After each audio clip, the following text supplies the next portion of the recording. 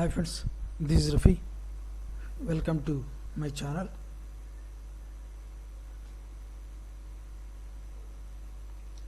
ఈరోజు Nifty bank Nifty యొక్క support and resistance లెవెల్ని ఐడెంటిఫై చేసే ప్రయత్నం ఏదో చేద్దాం ఫ్రెండ్స్. చూడండి ఫ్రెండ్స్, నిన్న శుక్రవారం నాడు మార్కెట్ క్లోజ్ అవడం జరిగింది. శుక్రవారం నాడు క్లోజ్ అవడం మార్కెట్ 51,311 పాయింట్స్ దగ్గర అయితే ప్రజెంట్ అయితే క్లోజ్ అవడం జరిగింది బ్యాంక్ నిఫ్టీ. సో నేను ప్రీవియస్ డే వీడియోస్లో అంటే గురువారం నాడు అప్లోడ్ చేసినప్పుడు కొన్ని విషయాలు చెప్పడం జరిగింది. మార్కెట్లో శనివారం కొద్ది మూమెంట్ రావాలి, 80% మూమెంట్ రావాలి, అంటే బిగ్ క్యాండిల్ రావాలని కూడా చెప్పడం జరిగింది. సో లేదంటే సోమవారం వచ్చే ప్రక్రియలో మనం చూస్తామని కూడా చెప్పడం జరిగింది. ప్రజెంట్ ఇక్కడ మార్కెట్కి ఒక చిన్న సమస్య అయితే వచ్చింది. సమస్య అంటే సమస్య ప్రతి సంవత్సరం వచ్చేదే. డిసెంబర్లో ఎఫ్ఐలు ఏం చేస్తారంటే వాళ్ళు ఇన్వెస్ట్ చేసిన మొత్తాన్ని కొద్దిగా గొప్ప ఇంటికి తీసుకెళ్తుంటారు. డిసెంబర్ క్రిస్మస్ కాబట్టి వాళ్ళ పండగ కాబట్టి ఎఫ్ఐఎల్ది వాళ్ళు ఈ జనవరి 1 అయ్యే లోపు కూడా అంత పెద్దగా పార్టిసిపేట్ చేయరనమాట. సో జనవరి 2-3 నుంచి మళ్ళీ ఫ్రీ అయిపోయేవాళ్ళు మళ్ళీ మార్కెట్లోకి రావడం జరుగుతుందన్నమాట. సో ఇంతకుముందు అంటే మన మొత్తం అందరం ఎఫ్ఐఎల్ మొత్తం అందరం చెప్పట్లేదు, కొంతమంది మాత్రమే.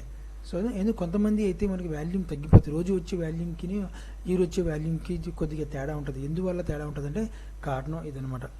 సో అయితే మనకి మూమెంట్ రావాలి.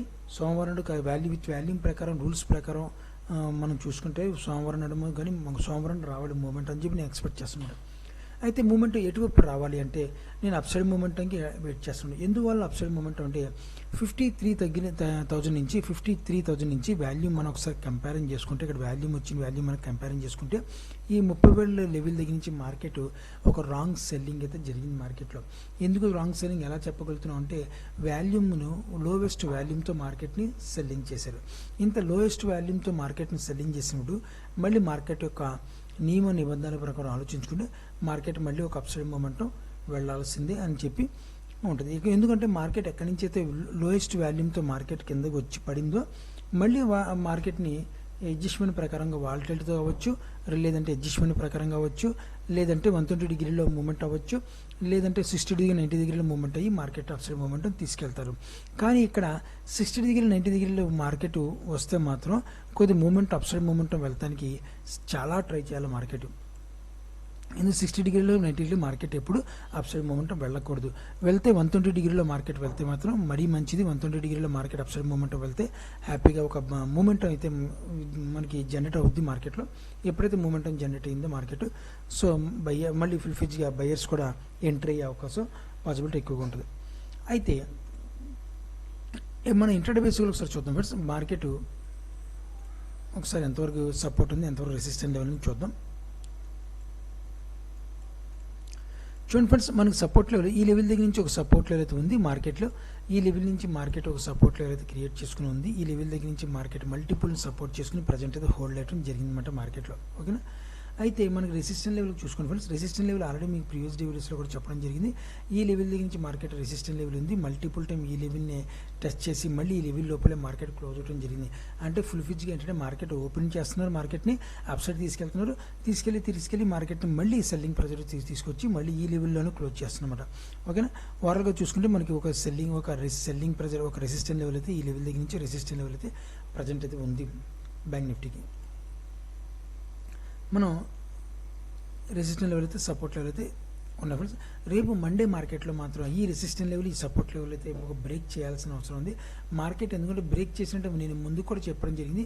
మార్కెట్ ఎప్పుడైనా సరే ఇంట్రాడే బేసిక్లో కావచ్చు, హోల్డింగ్ పర్పస్లో కావచ్చు, మార్కెట్ ఒక అప్సైడ్ మూమెంట్ వెళ్ళాలి అంటే రెసిస్టెంట్ లెవెల్ కానీ సపోర్ట్ లెవెల్ కానీ బ్రేక్ చేయాలి అంటే విత్ వాల్యూమ్ ప్రకారమే చేయాలి. లేదంటే మాత్రం మార్కెట్ చూడండి ఇక్కడ ఎలాగైతే మార్కెట్ని తొక్కేస్తారన్నమాట. వెళ్ళి మళ్ళీ మార్కెట్ లోపల తొక్కేస్తారు.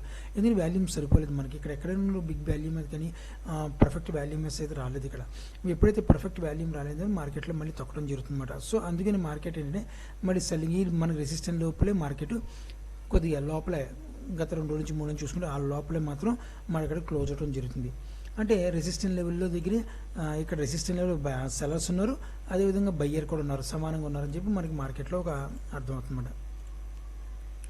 అయితే మార్కెట్ అప్సైడ్ మూమెంటం వెళ్ళాలి కాబట్టి మార్కెట్ని ఒక మంచి వాల్యూమ్తో తీసుకెళ్ళాలి. గ్యాప్ అప్ ఓపెన్ అయ్యి మార్కెట్ని ఈ లెవెల్ని బ్రేక్ చేయాల్సి వస్తే ఈ లెవెల్ బ్రేక్ చేసి ఈ లెవెల్ దగ్గర నుంచి మార్కెట్ మళ్ళీ అగైన్ మార్కెట్ ఒక సపోర్ట్ క్రియేట్ చేసుకుంటూ వెళ్ళాలన్నమాట. రెసిస్టెంట్ లెవెల్ ఎప్పుడైతే ఫెయిల్యూర్ అవుతుందో విత్ వాల్యూమ్ ప్రకారం ఆ రెసిస్టెంట్ లెవెల్ని సపోర్ట్గా మార్చుకునే అవకాశం ఉంది. అది ఎప్పుడంటే విత్ వాల్యూమ్ మనకి కన్ఫర్మేషన్ అయిన తర్వాత, వాల్యూమ్ వచ్చిన తర్వాత అప్పుడు సెలర్స్ కూడా అనుకుంటారు మార్కెట్ అప్సైడ్ మూమెంట్ తీసుకెళ్తున్నారు, మన ఇక్కడి నుంచి ఎగ్జిట్ అయిపోవడం మంచిదని చెప్పి వాళ్ళు ఎగ్జిట్ అవుతారు. సెల్లర్స్లో ఇంకో బ్యాచ్ ఉంది. దీంట్లో సెల్లర్స్లో డివైడ్స్ ఉన్నారు. సెల్లర్స్ న్యూట్రల్ సెల్లర్స్ ఉన్నారు, పర్ఫెక్ట్ సెల్లర్స్ ఉన్నారు, యావరేజ్ సెల్లర్స్ ఉన్నారు. వీళ్ళు ఏంటంటే మార్కెట్ న్యూట్రల్ అంటే మార్కెట్ ఎటువైపు ఎటు వెళ్తుందో బయ్యింగ్ అని సెల్లింగ్ అని చేసుకుంటుంటారు. వాళ్ళు బయ్యర్స్ వైపు ఉంటారు, సెల్లర్స్ వైపు ఉంటారు అనమాట. సో సెల్లర్స్ అంటే పర్టికులర్ మార్కెట్ని సెల్లింగ్ చేస్తానికి ట్రై చేస్తారనమాట. ఓకేనా, ఇంకా వాళ్ళకి నో డౌట్ అనమాట, ఇంకా వేరే ఉద్దేశం ఉండదు. మార్కెట్ని ఎక్కడైనా రెసిస్టెంట్ లెవెల్ దగ్గర ఏదైనా పాయింట్ దొరికితే ఆ పాయింట్ దగ్గర సెల్లింగ్ చేస్తానికి వాళ్ళు ట్రై చేస్తుంటారు అనమాట. సో అదొక సెల్లర్స్ అనమాట. ఇంకో సెల్లర్స్ ఉన్నారంటే మార్కెట్లో ఒక చిన్న మొత్తంలో వాళ్ళు అంటే ఇన్వెస్ట్మెంట్ మనకి కొద్దిగా సెల్లింగ్ చేసుకుంటూ వస్తుంటారు అనమాట. ఒకేసారి బిగ్ అమౌంట్ పెట్టకుండా, ఫర్ ఎగ్జాంపుల్ వాళ్ళు 10 crores ఈరోజు సెల్లింగ్ చేసి రేపు ఇంకో 10 crores సెల్లింగ్ చేసి ఇలా ఆప్షన్లో కావచ్చు, లేదంటే ఇంటర్డేస్ కావచ్చు, ఈ రకరకాలు చేసుకునే వాళ్ళు ఈ రకంగా ఉన్నారన్నమాట. సో అయితే వాళ్ళు ఏం చేస్తారంటే పర్టికులర్ వాల్యూ ఎప్పుడైతే వస్తుందో వాళ్ళు ఎగ్జిట్ అయిపోతారు అనమాట. ఎగ్జిట్ అయిపోయి ఇక్కడ నుంచి మార్కెట్ అప్సైడ్ మూమెంట్ తీసుకెళ్తారు. మన దగ్గర ఉన్న అమౌంట్ మనకు చాలదు, బిగ్ బుల్స్ వచ్చారు మార్కెట్లో అని చెప్పి వాళ్ళు ఎగ్జిట్ అయిపోయి వెయిట్ చేస్తారు. మళ్ళీ ఎప్పుడంటే మళ్ళీ వాళ్ళు ఎప్పుడైతే బయ్యర్స్ అప్సైడ్ మూమెంట్ తీసుకెళ్ళి రిలాక్స్ అవుతారో అక్కడ నుంచి సెల్లర్స్ ఎంటర్ అవుతారు అనమాట. ఓకేనా, ఇది కాన్సెప్ట్ ప్రకారం మార్కెట్ అప్సైడ్ మూమెంటం వెళ్తూ డౌన్ సైడ్ మూమెంటం వెళ్తూ ఉంటుంది.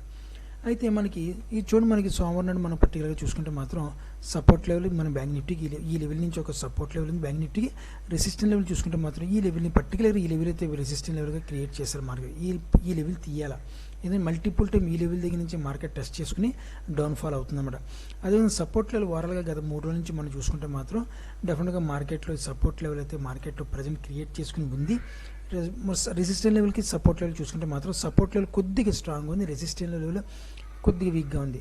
సో మనం ప్రజెంట్ చేయాలి చూసుకోవచ్చు అనమాట. ఎందుకంటే మార్కెట్ ఇప్పుడు సినారీ ప్రకారం వాల్యూమ్ ప్రకారం మనం చూసుకుంటే నేను అలాగే నాకు చెప్పగలుగుతున్నాను కొద్ది స్ట్రాంగ్ ఉంది, మరీ దారుణం కాదు, కొద్దిగా సపోర్ట్ లెవెల్ స్ట్రాంగ్ ఉంది, కొద్ది వీక్ అయితే రెసిస్టెంట్ ఉంది. అంటే మనకి ఒక మార్నింగ్ ఈ లెవెల్ని బ్రేక్ చేసే అవకాశం కూడా మార్కెట్లో ఎక్కువ శాతం ఉందన్నమాట. సో అది గ్యాప్ అప్ ద్వారా ఇది బ్రేక్ చేయొచ్చు, లేదంటే ఫ్లాట్గా ఓపెన్ అయ్యి మళ్ళీ డౌన్ సైడ్ వచ్చి మార్కెట్ అప్సైడ్ మూమెంట్కి వెళ్ళొచ్చు, లేదంటే మామూలుగా ఫ్లాట్గా ఓపెన్ అయ్యి మార్కెట్ అప్సైడ్ మూమెంటం మళ్ళీ ఫ్లాట్గా ఓపెన్ అయ్యి మార్కెట్ మళ్ళీ అక్కడ నుంచి అప్సైడ్ మూమెంటం తీసుకెళ్ళచ్చు అనమాట. ఓకేనా, ఈ వెళ్ళే ప్రక్రియలో మార్కెట్ రాంగ్ బయింగ్ వెళ్ళకూడదు. అంటే ఒకటి రాంగ్ బయింగ్ వెళ్ళిన మార్కెట్ 53,000 నుంచి మార్కెట్ మళ్ళీ 2-3 రోజుల నుంచి సెల్లింగ్ ప్రెజర్ వచ్చేస్తుందన్నమాట. అంటే పర్టికులర్గా ఇక్కడ నుంచి ఇప్పుడు వచ్చిన వాల్యూ మెల్లమెల్ల సమకూర్చుకుంది కాబట్టి మార్కెట్ ఇక్కడ నుంచి రాంగ్ బయింగ్ వెళ్ళకూడదు. మార్కెట్కి ఇది చాలా ఇంపార్టెంట్ అనమాట. ఇక్కడ నుంచి ఎప్పుడైతే రాంగ్ బయింగ్ వెళ్ళిందో మార్కెట్ అప్సైడ్ మూమెంట్ నుంచి మళ్ళీ సెలర్స్ ఎంటర్ అయ్యి మార్కెట్ని డౌన్ చేస్తాను ట్రై చేస్తారు. ఇదే మూమెంటంలో మార్కెట్ పర్ఫెక్ట్ వాల్యూమ్తో పర్ఫెక్ట్ రాంగ్ బయింగ్ కాకుండా పర్ఫెక్ట్ బయింగ్తో మార్కెట్ వెళ్తే మాత్రం మనకి మార్కెట్ 53,000 కూడా మనకి బ్రేక్ చేసేసి ఆల్ టైమ్ హైని ఒకసారి మార్కెట్ వెళ్ళే అవకాశం పాసిబిలిటీ ఉందన్నమాట.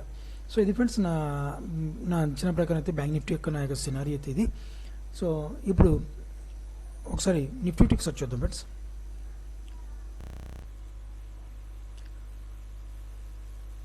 నిఫ్టీ చూడండి ఫ్రెండ్స్, నిఫ్టీ క్లోజింగ్ ప్రైస్ వచ్చి 23,813 పాయింట్స్ దగ్గర అయితే ప్రజెంట్ అయితే క్లోజ్ అవడం జరిగింది. నిఫ్టీలో ఆల్రెడీ మీ ప్రీవియస్ వీడియోస్లో సపోర్ట్ అండ్ రెసిస్టెన్స్ కూడా చెప్పడం జరిగింది. ఆల్రెడీ సపోర్ట్ లెవెల్ మనకి ఆల్రెడీ ఇంతకుముందు మనం చెప్పడం ఇంతకుముందు ప్రీవియస్ డే గతంలో చెప్పిన దాన్ని బట్టి మేము చూసుకుంటే మాత్రం ఈ లెవెల్ ఇంతకుముందు సపోర్ట్ లెవెల్ 82% అయితే సపోర్ట్ లెవెల్గా ఈ లెవెల్ అయితే ఉందని కూడా చెప్పడం జరిగింది. ఇప్పుడు మాత్రం 73%, 73.2 అనుకోండి. సో 73% మాత్రం మనకి సపోర్ట్ లెవెల్గా ఉంది. ఈ లెవెల్ ఉండే కొలది ఈ లెవెల్ని మెల్లమెల్లగా బ్రేక్ చేస్తానికి మార్కెట్ ట్రై చేస్తుంది. ఎప్పుడు కంటే మనకి 50% బిలో 50% అయితే అవ్వకూడదు. ఈ లెవెల్ బిలో 50% ఎప్పుడైతే మనకి సపోర్ట్ లెవెల్గా మారిందో అక్కడ నుంచి సెల్లర్స్కి మాత్రం ఇది రెసిస్టెంట్ లెవెల్గా మారిపోవడానికి చాలా అవకాశం ఉందన్నమాట. సో అయితే మార్కెట్ మనం ఓవరాల్గా చూసుకుంటే బ్యాంక్ నిఫ్టీ మనం చూసుకుంటే మాత్రం మనకి ఒక రాంగ్ సెల్లింగ్ జరిగింది మార్కెట్. ఆల్రెడీ ఆ రాంగ్ సెల్లింగ్ని మార్కెట్ అడ్జస్ట్మెంట్ ప్రకారం మార్కెట్ అప్సైడ్ మూమెంట్ వెళ్ళాల్సిన అవసరం ఎంతైనా ఉంది. ఇక్కడి నుంచి మార్కెట్ అప్సైడ్ మూమెంట్ వెళ్ళి కిందకు వస్తే మాత్రం మంచిది. మార్కెట్లో కొద్దిగా ఈ లెవెల్ మనకి సపోర్ట్ లెవెల్గా కొద్దిగా సపోర్ట్ చేసుకునే అవకాశం పాసిబిలిటీ ఉంది. అలా కాకుండా ఇన్ కేస్ మార్కెట్లో ఇప్పటి నుంచి మార్కెట్ ఒక సెల్లింగ్ రేపు సోమ మంగళ బుధవారాలు ఎప్పుడైనా మనకి బిగ్స్ వాల్యూమ్తో సెల్లింగ్ చేస్తే మాత్రం ఈ లెవెల్ మనకి రెసిస్టెంట్ లెవెల్గా మారదు. కానీ ఈ 73 ఉన్న పర్సెంట్ మాత్రం మనకి ఆ వచ్చిన వాల్యూమ్తో 70% అయిపోవచ్చు, 68% అవ్వచ్చు, లేకపోతే 65% అవ్వచ్చు, లేదంటే 60% అవ్వచ్చు అనమాట. అక్కడ వచ్చిన వాల్యూమ్ బట్టి ఏదైనా బేస్ చేసుకుని ఉంటుంది అనమాట. ఇన్ కేస్ అలా కాకుండా మార్కెట్ డౌన్లో కాకుండా మార్కెట్ అప్సైడ్ మూమెంట్ వెళ్తే మనకి ఈ లెవెల్ ఈ ఇంట్రాడే బేసిక్లీ రెసిస్టెంట్ లెవెల్గా ఉంది కాబట్టి ఆ ఇంట్రాడే బేసిక్ లెవెల్ మాత్రం సపోర్ట్గా మారుకునే అవకాశం మనకి మార్కెట్లో కనబడుతుంది అనమాట. ఓకేనా. సో రేపు గ్యాప్ అప్ అవ్వచ్చు, గ్యాప్ డౌన్ అవ్వచ్చు, ఫ్లాట్గా ఓపెన్ అవ్వచ్చు, ఏదైనా కావచ్చు. మార్కెట్లో ఏదైనా అయ్యే అవకాశం పాసిబిలిటీ మార్కెట్లో ఉందన్నమాట. సో అందుకని మనకి గ్యాప్ అప్ ఓపెన్ అయితే మార్కెట్ ఎంతవరకు వాల్యూమ్ వస్తుంది రావాలి. మనకి వాల్యూమ్తో గ్యాప్ అప్ ఓపెన్ అయితే మాత్రం ఈ లెవెల్ బ్రేక్ చేస్తుంది, లేదా ఈ లెవెల్ పరిణమైన గ్యాప్ అప్ ఓపెన్ అయితే ఈ సపోర్ట్గా మారడానికి అవకాశం ఉంటుంది కదా. అలా కాకుండా మార్కెట్ లోయెస్ట్ వాల్యూమ్తో కానీ నార్మల్ వాల్యూమ్తో కానీ మార్కెట్ ఓపెన్ అయితే మాత్రం సెల్లింగ్ ప్రెజర్ తప్పదని మన మార్కెట్కి. ఓకేనా. అయితే మనకి నిఫ్టీ యొక్క సపోర్ట్ అండ్ రెసిస్టెన్స్ చూద్దాం friends intraday బేసిక్లో.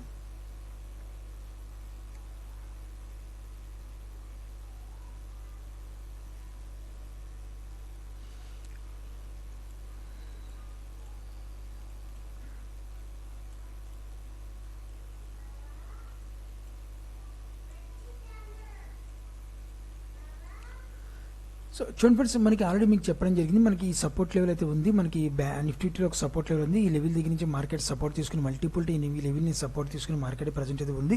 Resistant level almost మీకు చెప్పడం కూడా జరిగింది. ఆల్మోస్ట్ ఒక రెసిస్టెంట్ లెవెల్ చూడండి, ఈ లెవెల్ దగ్గర నుంచి మార్కెట్ రెసిస్టెంట్గా ఫేస్ చేసుకుని ప్రజెంట్ అయితే ఉందన్నమాట.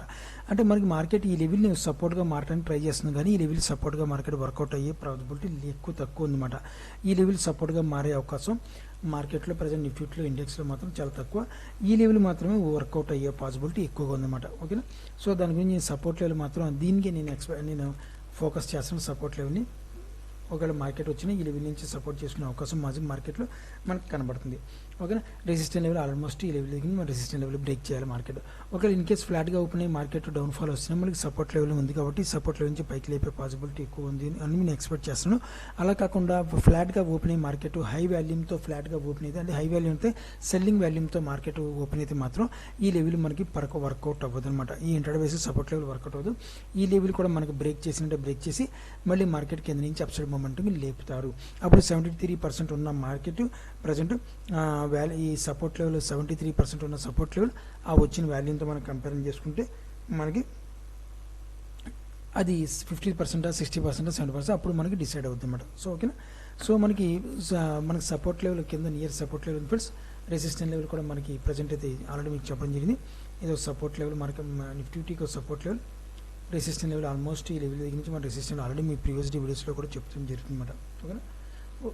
అయితే మార్కెట్లో ఒకవేళ ఇన్ కేస్ మార్కెట్ మనకి అన్ని విధాలుగా మనం చూసుకోవాలి ఫ్రెండ్స్. ఒకవేళ ఈ లెవెల్ దగ్గర నుంచి మార్కెట్ ఒకవేళ ఫ్లాట్గా ఓపెన్ అయితే మళ్ళీ ఈ లెవెల్ దగ్గర నుంచి మార్కెట్ సపోర్ట్ తీసుకునే ఒక పాసిబిలిటీ కూడా ఎక్కువ ఉంది. అది ఎప్పుడంటే వాల్యూమ్ మనం జనరేట్ అయ్యేవాళ్ళే. ఒకవేళ లోయెస్ట్ వాల్యూమ్తో జనరేట్ అయితే మాత్రం ఈ లెవెల్ దగ్గర నుంచి ఇంకా లోయెస్ట్ వాల్యూమ్తో జనరేట్ అయితే మాత్రం దీని కింద నుంచి మార్కెట్ సపోర్ట్ తీసుకునే అవకాశం పాసిబిలిటీ ఉందన్నమాట.